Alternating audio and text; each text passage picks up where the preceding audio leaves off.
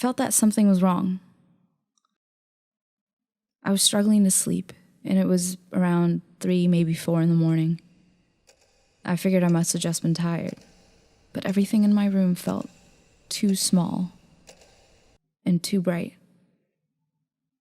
Just as I was drifting into sleep, a white light began to glow in front of me, brighter and brighter, until it pierced right through my eyelids. But when I opened my eyes, my room was just my room. 6 a.m. It was too late to go back to sleep. So I made myself a cup of coffee and climbed out the window onto the rooftop. The air was cold and dry. The town was still asleep, and the only sounds heard were the scraping of leaves tumbling off the dog park and into the roads. Most dog walkers come by around 7 a.m. And on Mondays, Dale and Porkchop hobbled down my street. And every time, Dale would greet me with his good mornings and give me his new fun fact of the week. Last week, he said with a big smile, "Did you know this used to be a paper town?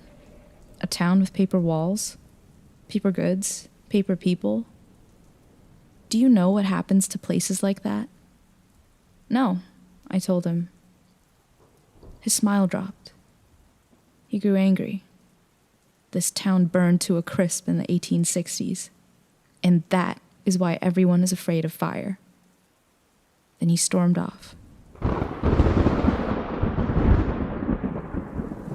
That scared the shit out of me, and I felt like he wanted to. So I took out my drawing pad and began to scribble, hoping that if I looked busy, Dale wouldn't bother me. The rooftop is my favorite place to scribble. Nothing special, just lines. There's just so many lines. They intersect and form shapes, each line relative to another, some bolder, some quick, some sharp. Fire escapes are my favorite. They're just a mess of lines. But see, that line's a ladder, and that line's a railing. I like the lines on other rooftops. They're easy, and without much need for detail. You know, I hadn't noticed that 2 buildings over, there's a small mailbox on their roof.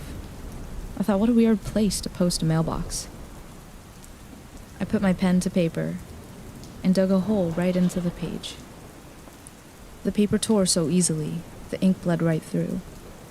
I was drenched in hot, sticky rain. So I crawled back inside. 3 p.m. At first, a couple hours. That's what I thought. Maybe I'd just lost a couple hours outside. But my apartment was destroyed, covered in a layer of black dust, cobwebs all over the corners, looted, robbed, something. It just didn't look right. The windows, the doors, they were all covered in vines. I had to push my way through just to get out of my own apartment. And outside was warm, like an early summer day, maybe late spring. The clouds had just cleared, and I could feel the sun's rays touch me, and the heat was nauseating. 3 p.m., and no one to be seen. The park was empty. The roads were quiet. I knocked on every door. I called out every name I could think of. No one, nothing. I noticed all the mailboxes were full. The letters and packages looked new. And then I saw him, just as he turned the corner. And God, I ran faster than I ever had before. I screamed all the way through, and thank God he saw me too. I had never been so happy to see a postman. He was friendly, he was kind, he waited for me. "You all right?" he asked. I told him, "You're the first person I've seen." He told me I was the first person he'd seen as well. He said, "You know, I always thought this place was a little weird. It's too empty." And I agreed.